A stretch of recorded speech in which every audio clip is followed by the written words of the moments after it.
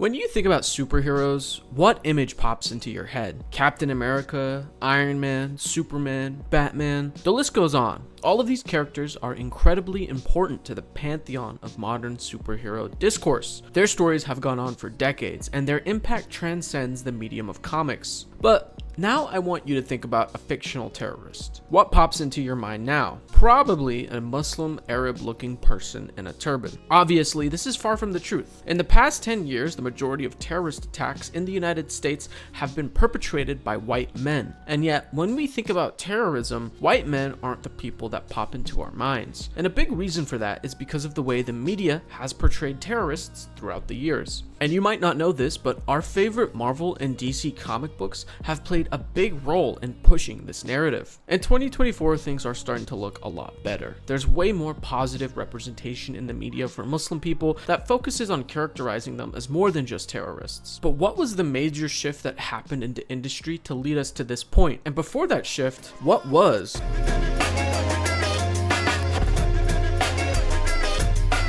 To start this conversation, I want to go all the way back to the 80s. The truth is that the 1980s and onward was a time ripe with Islamophobia. Take one of the most iconic Batman stories of all time, for example, 1988's Batman: A Death in the Family. This comic book is known by almost all Batman fans because it fundamentally altered the trajectory of Batman's life. In this book, we see Batman's arch nemesis, the Joker, kill Batman's adopted son and sidekick, Jason Todd. It's a devastating and heart-wrenching moment, and after the death of Jason, Batman is filled with anger, bloodlust, and just wants to kill the Joker. So the writers of this book had to find a way to make it so that Batman could confront the Joker without having to kill him. And their solution to that was to make the Joker the United Nations ambassador for Iran. Huh? It makes no sense whatsoever. Why would any country allow this heinous and evil person in clown makeup to represent them? No rational person would give the Joker that much power and autonomy. However, in doing this, the authors are essentially framing the Muslim country of Iran as a place that's synonymous with the Joker's evil ways. It's quite frankly very Islamophobic and a shocking thing to read in one of the most popular Batman stories of all time. And reading this in 2024, it just doesn't make sense. But this wasn't the only comic during this time to show Muslim and Arab people in a negative light. In 1988's Justice League International number 17, our heroes end up in a fictional Middle Eastern country known as Balia. This country is characterized to be cruel, autocratic, and of course linked to terrorist groups, once again reinforcing the idea that Middle Eastern folks are an absolute threat to the world. In 1993's Avengers Annual number 22, our heroes are attacked by a cabal of mystic enemies, and of course one of the enemies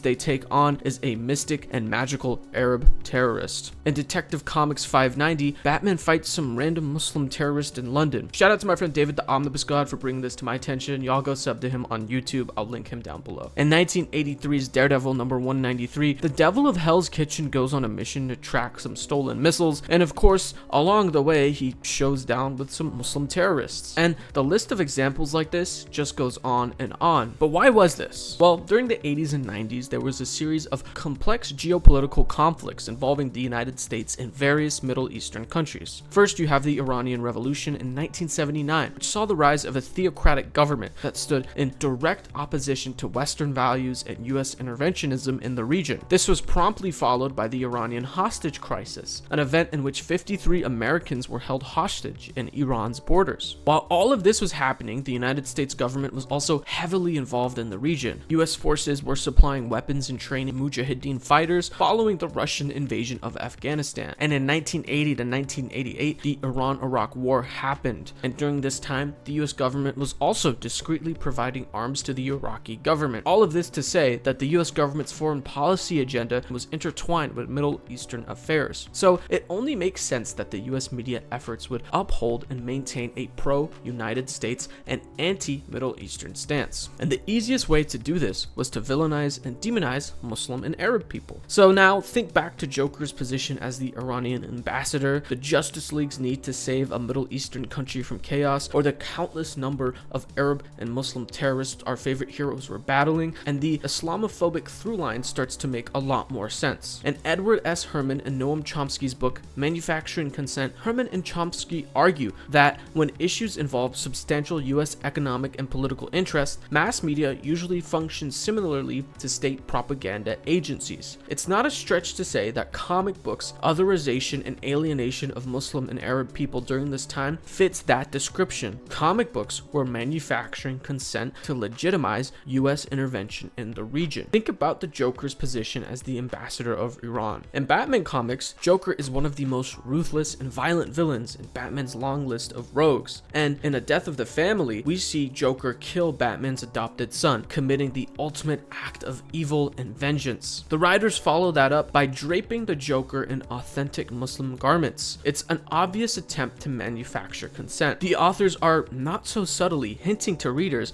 that one of the most evil and heinous people in all of comics is just as evil and heinous as the country of Iran, subconsciously instilling the idea into readers' minds that if you think the Joker is evil, you best believe those Muslims in Iran are too. But as mentioned, this didn't exist in a vacuum. Justice League International number 17, Avengers Annual number 22, Detective Comics 590, Daredevil number 193, and plenty of other stories all showed our favorite heroes fighting Muslim terrorists, once again embracing the idea that Muslim and Arab people are enemies of the United States. And when you tie all of this back to real-life conflicts like the Iranian Revolution, the Soviet invasion of Afghanistan, and the Iran-Iraq War, it paints a pretty clear picture of how comic books operated as a means of propaganda. By manufacturing consent and normalizing an aggressive US foreign policy agenda in the Middle East. And this continued for a very long time, up until September 2001, where things changed pretty drastically.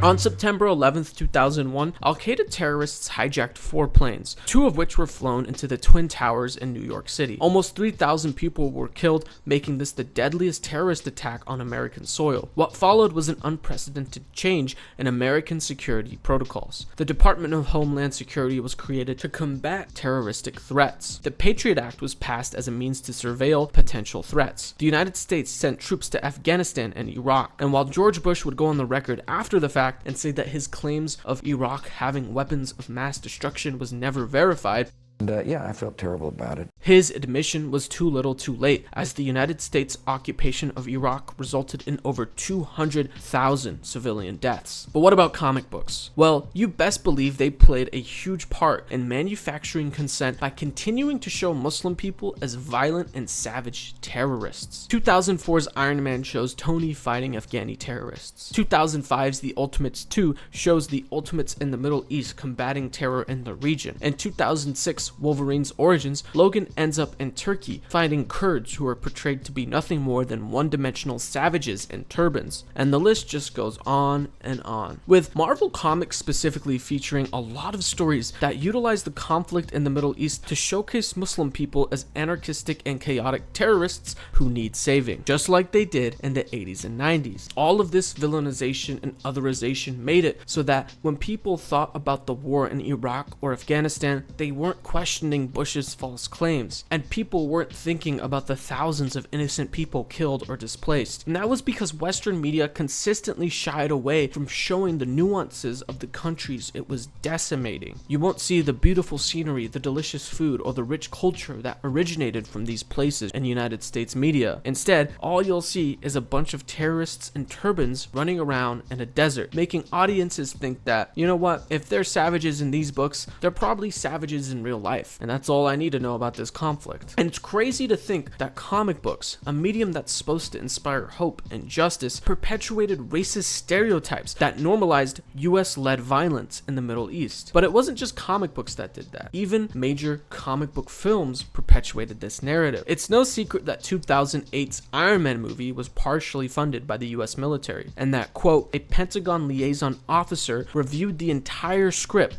offering access and equipment only only if the final screenplay represented the military according to its standards, essentially making it so that the portrayal of the US military in this film was directly influenced by the US military. To reiterate, the first ever MCU film answered directly to the US government, ensuring that any portrayal of the US military in the conflict in the Middle East was to be shown the exact way the US military wanted it to be shown. It doesn't get more propagandized than that. Now, for those of you unfamiliar, this film starts with Tony touring a war-torn Afghanistan alongside some members of the US military. Tony Stark is a weapons manufacturer and wants to debut his brand new deadly missile to some US military officials, and I guess the best place to showcase its abilities isn't a government testing facility in Nevada. No, it's in Afghanistan. It doesn't make a lot of sense in my opinion, but anyway, after debuting the weapon, Tony gets kidnapped by some terrorists and is held hostage in a cave. During his kidnapping, shrapnel gets lodged into Tony's chest, but luckily he's saved by a doctor named Ho Yison, someone who is also a victim of this terror group's evil ways. On the surface, this doesn't sound too Islamophobic, but there's three big examples of the demonization and otherization happening at the start of the film that I want to touch on. First, of course, it's the same trope we've been dealing with since the 80s. The terrorists in this film have thick accents. They wear ethnically homogenous clothing and are portrayed to be nothing more than one-dimensional savages, once again aiding to the US narrative by showing our enemies in Afghanistan to be complete and total tyrants. Now, you might say, what about Ho Yison? He's an Arab doctor and he saved Tony's life. How can the movie be Islamophobic if it has a positive example of Arab representation? And that question segues perfectly into my second point. Let's think about who Ho Yison is. He's a doctor, he wears Western clothing, he speaks English almost perfectly, and he's very light-skinned. All of these character traits are intentionally utilized to erase specific aspects of his Arab and Muslim identity. Because in order to be good propaganda for the United States, the one good Arab in this film needs to be as close to a Westerner as possible. They're not going to give him a thick accent or make him speak the native tongue often. They're not going to make him wear traditional clothing that's representative of the region. And they're not going to emphasize how his identity as an Arab Muslim is important to him. Doing any of those things would make him seem too similar to the enemies we're supposed to be in conflict with. Instead, they're going to make him seem as westernized as they can, instilling the idea into the audience's mind that the only redeemable people in the region are those that embrace Western ideas. And here's the kicker. The actor who plays Ho Yison isn't even from Afghanistan. He's an Iranian-born man who grew up in Manchester, England. This dichotomy between the terrorist and the doctor further manufactures consent by touting the idea that savage Muslim terrorists with thick accents are evil, but the English-speaking, light-skinned, Western-looking doctor is good, making Westerners think that if the guy who talks like me, dresses like me, and kind of looks like me is the only good part of this country, maybe we should do more things to make sure that people in this country act like me, instilling a belief that demonizes and disregards the rich multicultural background of the region. Finally, I want to touch on the way the backdrop of Afghanistan is portrayed in this film. The opening of the movie takes place in the Kunar province of Afghanistan. In the movie, Kunar is shown to be a dry, seemingly inhabitable desert biome, but this is far from the truth. In reality, the Kunar region is defined by its lush green plains, tall yet lively mountains, and beautiful rivers. So why is it shown to be so different in the film? Well, it's simple, really. Characterizing a foreign land to make it look as alien and different from your own home as possible helps reinforce cognitive dissonance. The US foreign policy agenda was focused on sending as many troops into Afghanistan as possible. This military presence would combat terrorists, sure, but over 40,000 civilians died as a result of the United States invasion. Now, the average person doesn't like violence. No one wants to see innocent people get killed. So, if you frame the backdrop of a war-torn Afghanistan to look as barren and empty as possible and have the only people in the frame seen to be savage barbarians, it's gonna help you forget about any whispers you might have heard about innocent civilians getting bombed by US weapons. And that's the way the US media wants you to look at it. This war is a necessary effort to instill peace and Western values in the region, so more people like the very Westernly framed Ho Yison can exist, and not people like the one-dimensional terrorists. And as mentioned, this film was partially funded by the US military. The script was reviewed by the US military, and everything we see in this movie when it comes comes to the portrayal of the war in Afghanistan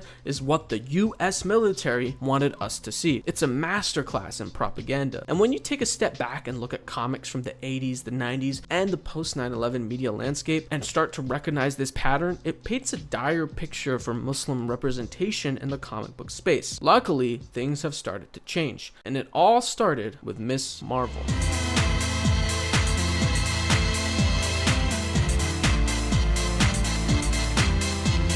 Miss Marvel is a comic book series written by G. Willow Wilson that debuted in 2013. It follows a young Pakistani Muslim girl living in New Jersey who abruptly gains access to superpowers. As we follow her journey, she has to balance the struggles of being a superhero with her day-to-day responsibilities as a high school student. It's by no means a new concept, but it's so fun in my opinion. And in a lot of ways, it reminded me what I loved most about Brian Michael Bendis' Ultimate Spider-Man run. When done right, following the life of a high schooler and seeing the different relationships they have to balance can be a compelling story on its own, and throwing superhero action into the mix just makes it that much more entertaining. However, the most important thing this series does is it follows up on decades of racist stereotypes by finally giving us an example of authentic and positive Muslim representation. Kamala Khan is a Muslim. She has a Muslim family. She uses her faith to guide her decision making. She goes to the mosque. She has Muslim friends. This is a type of Islamic characterization that has been missing from the medium for so long. Kamala's dad is not a turban-wearing terrorist. As we've seen time and time again, he's a kind-hearted and loving man who simply wants what's best for his daughter. And while to some people this may not seem like a big deal, for people who are Muslim and only saw themselves portrayed in the media as a foreign and barbaric enemy, this is the type of representation that makes them feel seen. Since the debut of this series over a decade ago, representation of Muslim people in the comic book medium has gotten a lot better too. However, this was one of the first Marvel comics to break the mold and show people a rich and in-depth look into what Islam looked like outside of the stereotype that dominated the mainstream for decades. It's also just a damn good book. I really enjoyed reading Miss Marvel. It's fun, it's cute, it's unapologetically youthful, and I think any comic book fan would get a lot out of it. So definitely check it out. And that right there is my big monologue about why Miss Marvel is so dang important and everyone's gotta read it. By the way, if you made it this far and want to support the channel, check out the channel sponsor Organic Price Books. They're a great place if you're a comic book fan and want to get comic books at a nice little discount. I'll put a link down below, and you can use code YooHoo on checkout to save $2, or you can use code YooHooShip on checkout to save 5% off an order of 4 or more books. As always, I hope y'all enjoyed. Thanks for watching.